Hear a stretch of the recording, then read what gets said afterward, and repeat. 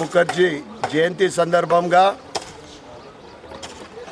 ఆయన ఏదైతే 370 ఆర్టికల్కు దానికి నిరసన తెలుపుతూ తన మంత్రి పదవిని రాజీనామా చేసి జన్సంఘ్ వ్యవస్థాపకులు విద్యావేత్త కల్కట్టా యూనివర్సిటీ వైస్ ఛాన్సలర్గా 33 సంవత్సరాల్లోనే పదవిని ఆరోహించిన మహానుభావుడు.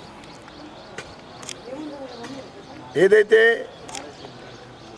एक देश में दो निशान दो विधान दो प्रधान नहीं चलेगा,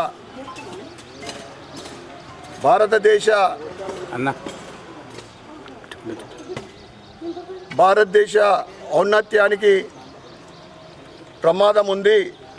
370 ఆర్టికల్ తోటి యూనిటీకి దెబ్బతీసే విధంగా ఇది 370 ఆర్టికల్ ప్రవేశపెట్టడం జరిగింది. దానికి వ్యతిరేకిస్తూ తొలి పరిశ్రమల శాఖ మంత్రిగా ఆయన రాజీనామా చేసి కాశ్మీర్కి వెళ్ళి ఉద్యమం చేయడం జరిగింది. ఆయన భారతదేశ పౌరులందరికీ ముఖ్యంగా యువకులకు ఒక ఆదర్శప్రాయుడు. వారి కోరిక ఏదైతే ఉందో, వారి జీవితాశయం ఏదైతే ఉందో 370 ఆర్టికల్ రద్దు అనేది ఈరోజు మన ప్రియతమ ప్రధానమంత్రి నరేంద్ర మోడీ గారు 370 ఆర్టికల్ రద్దు చేసి ఈరోజు కాశ్మీరు భారతదేశంలో భాగమే. అద్భుతమైన అభివృద్ధి దిశగా కాశ్మీరు ముందుకు సాగుతూ ఉంది. ఆయన జన్మదిన సందర్భంగా, జయంతి సందర్భంగా 15 రోజులు మాకే నామ్సే ఏక్ పౌదా అద్భుతమైన కార్యక్రమం.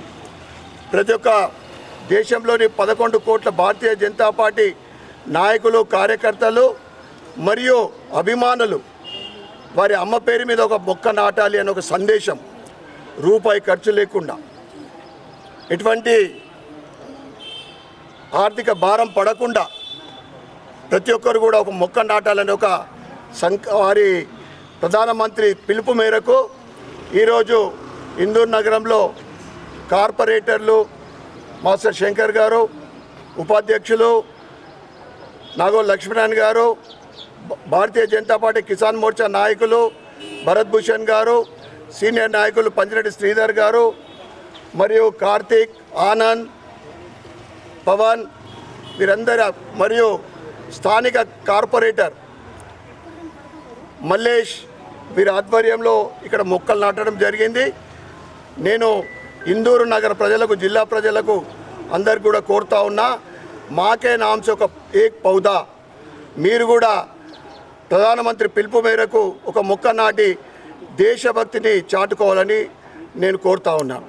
భారత్ మాతాకి జై.